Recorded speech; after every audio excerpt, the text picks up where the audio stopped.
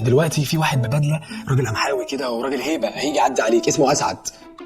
ايه ده في استاذ دخل عليا اهو من هناك اهو. هو جالك؟ ايوه دخل عليا اهو. سيبني بقى يا استاذ اكرم عشان اقوم معاه بالواجب. يا استاذ اسعد. يا نهار اسود يا نهار اسود. ما اسموش اسعد؟ يا عم بقول لك ايه، ركز معايا والنبي، وسالك عليا قول له انا اصلا ما اعرفوش. ولو سالك على اسمه قول له انا عارفك بسبب الترند. سلام. صباح الخير. اهلا، صباح الخير يا باشا. اسمك كريم ايه؟ صبحي يا استاذ اسعد. انت عرفت اسمي منين؟ منين؟ من الترند. من الترند يا استاذ اسعد. ولا اكرم اللي قال لك؟ الترند. طيب انا عايز اعرف بس اكرم بيجي هنا ليه؟ ما فيش حد هنا في العماره ساكن بالاسم ده. يعني الشقه رقم 3 دي مقفوله؟ يوه بقى لها يجي 20 سنه. اللي هي العماره مبنيه بقى لها قد ايه؟ بقى لها 8 سنين.